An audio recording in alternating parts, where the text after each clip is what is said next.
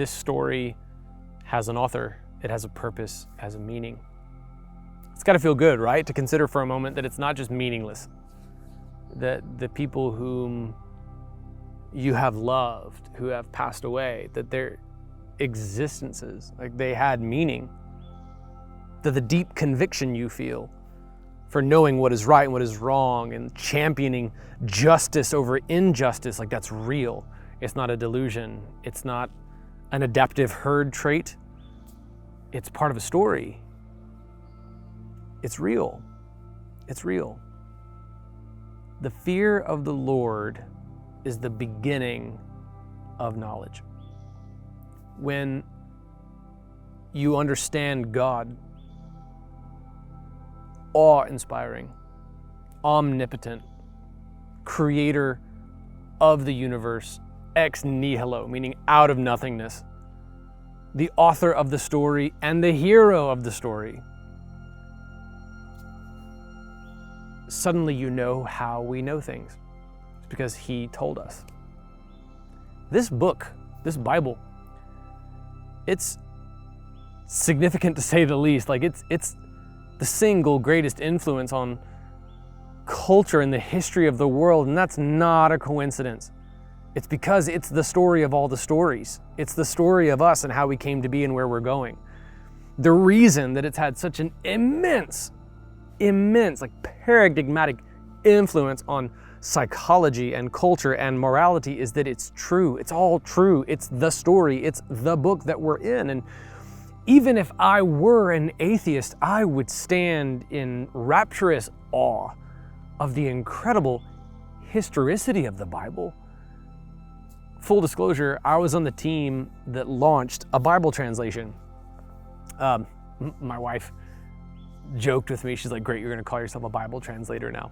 Not a Bible translator. I'm not that good with Hebrew and Greek, but I do know them.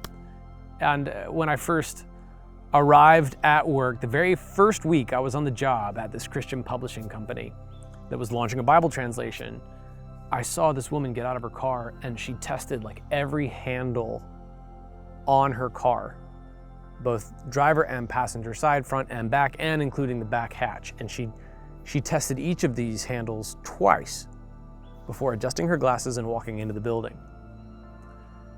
And I was surprised at what I saw. And I mentioned it to a coworker who happened to be part of the directing team for the publishing aspect of this massive company. And he said, oh yeah, she's the head of our Hebrew grammar and punctuation team on the Bible translation.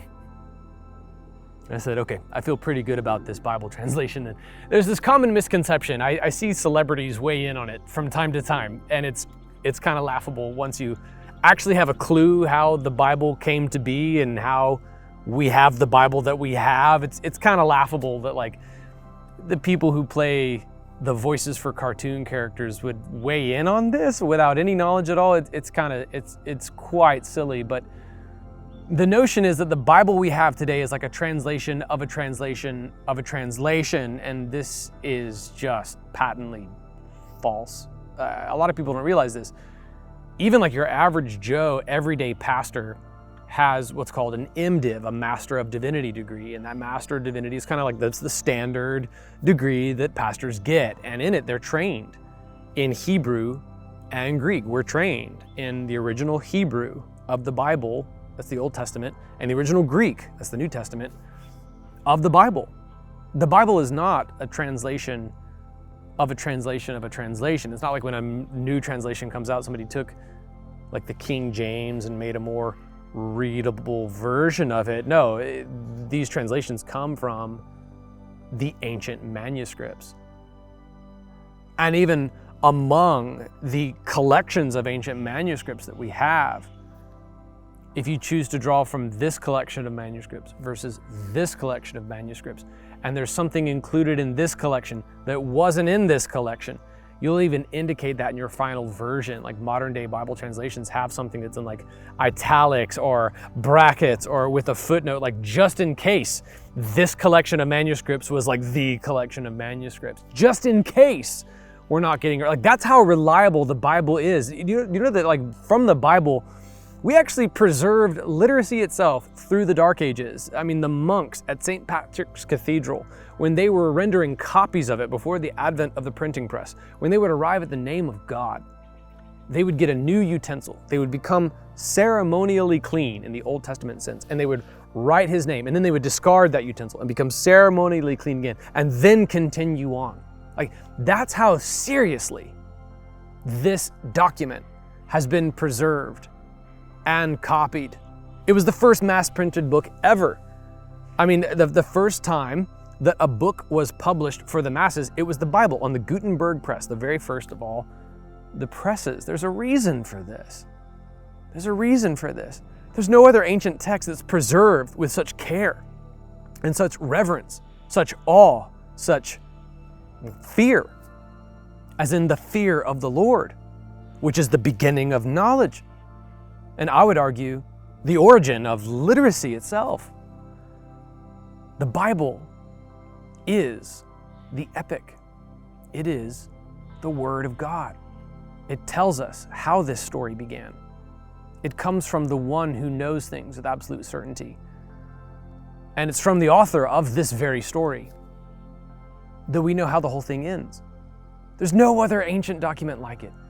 Second place is way behind the ancient writings of the poet Homer.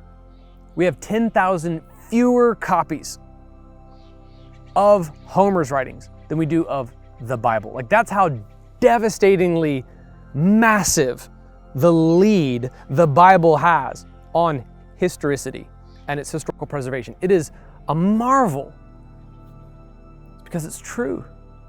The fear of the Lord is the beginning of knowledge. His Bible is the epic that you're a part of.